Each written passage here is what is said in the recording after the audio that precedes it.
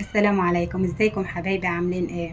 هنعمل فيديو النهارده البوظة بالطريقة الأصلية بمقادير كلها معاكي في المطبخ، وهقولك ازاي كمان تعمل المشروب المنعش الاقتصادي اللذيذ ده بأقل الإمكانيات. ولو عايزة كمان مهتمة بصحة أطفالك ياريت تكملي معايا الفيديو للآخر عشان هقولك ازاي تعالجي حاجات كده في أطفالك كل الأمهات بتحتار فيها. ولو أول مرة تشوفي القناة ياريت تعملي لايك للفيديو. اول حاجه معايا الميه، انا حطيت في الحله دي، طبعا هتغسل الحله كويس خالص، ونزلت فيها ب7 مجات من الميه، المج العادي في اي مطبخ.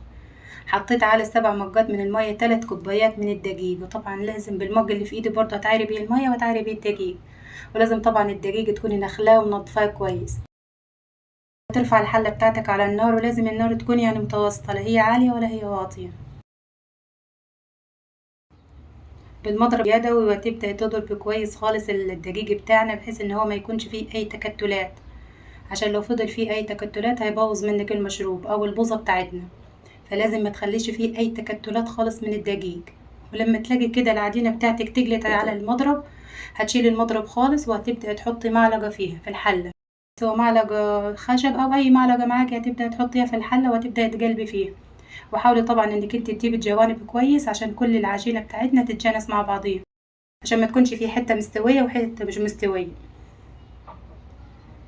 بكده خلاص هتجيبي كل الجوانب زي ما انتوا شايفين كده بالظبط مع التقليب المستمر، عشان البوصة دي او العجينة في الوقت ده عايزة انك انت تقلبيها باستمرار. وتعرفيها ازاي استوت معاكي؟ لما تقلبيها على النار حوالي كده 7 دقايق، هتلاقيها خلعت خالص من معاكي من الحلة، يبقى خلاص كده استوت معاكي وبقت تمام. ما تخليهاش يزيد في السوا على النار عشان طعم البوظة بتاعك او طعم المشروب بتاعنا ما يغيرش. وبكده العجينة بتاعتنا بقت تمام، اللهم صل على النبي، كده خلاص استوت خالص. هتنزليها خالص من على النار وهتسيبيها تبرد تماما، يعني هتبقى هادية خالص كده، ما تعملهاش ابدا وهي سخنة. الخلاط بتاعك 3 مجات من المية او مجين من المية، على حسب طبعا انت ما هتحتاجي العجينة، يعني ممكن تحطي مجين وتضربي الخليط، او ممكن تحطي 3، بس احنا برضو عايزين الخليط بتاع البوظة يبقى تخين، ما يكونش خفيف عشان لسه تتخمر معانا. فانا حطيت 3 مجات من الميه بالمج اللي انا عايرت بيه الدقيق، وحطيت عليه شويه من العجينه بتاعتنا. حطيت معلقتين كبار من الخميره الفوريه. انت طبعا قادره تعملي نص الكميه، مش لازم تعملي كل الكميه اللي انا عاملاها. حطيت الخليط، حطيت الميه وحطيت العجينه بتاعتنا في الخلاط، وحطيت معلقتين من الخميره الفوريه، وحطيت مج ونص من السكر. والسكر ده طبعا على حسب رغبتك، ممكن تزود السكر ممكن تقلليه على حسب حبك للسكر. فانا حطيت مج ونص من السكر، ممكن انت تحطي مجين. واحنا مش عايزين الخميره، مش عايزين العجينه بتاعتنا تبقى خفيفه زي ما انا قلت لك، عشان احنا لسه هتقعد تتخمر. ولو انت عملتي الاول حاجه كده ضربتي العجينه بتاعتنا ولقيتيها خفت معاكي، ما تحطيش ميه تاني. خدي من الحله من اللي احنا عملناها وحطي في الخلاط، هتلاقي العجينه بتاعتك اتظبطت وبقت تمام معاكي. شايفين الخليط بتاعنا بعد ما ضربته في الخلاط؟ اللهم صل على النبي، شايفين المنظر بتاعه زي العسل. البوظه بتاعتنا عملناها النهارده ما تفرجهاش ابدا عن بتاعه بره. طبعا لو احنا قارناها ببوظة بره بصراحه احنا هنظلمه، لان بصراحه طعمها فوق الخيال. جربيها كده بالطريقه اللي انا عملتها دي، وان شاء الله هتدعيلي. كده خلاص احنا عملنا الخليط، ضربنا الخليط كله وضربنا العجينه كلها بتاعتنا. هتحطيها طبعا في مكان تتخمر، وده على حسب احنا في الشتاء ولا في الصيف.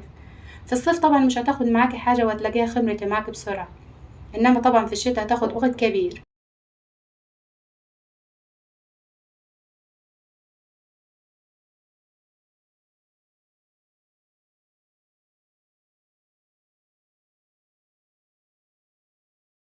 شايفين؟ اللهم صل على النبي، تحسيها ان هي عاملة زي الريم كده في نفسها، لا هي تخينة ولا هي فيها عجين ولا اي حاجة خالص.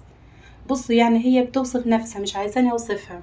مشروب منعش وصحي واقتصادي، وهتجهز معاك بسرعة، وكل المحتويات بتاعت البوظة موجودة معاكي، وهتعجب أطفالك خالص. وطبعا أي أطفال بيحبوا البوظة، سواء أطفال أو كبير أو صغير بيحبها طبعا وبيحب يشربها.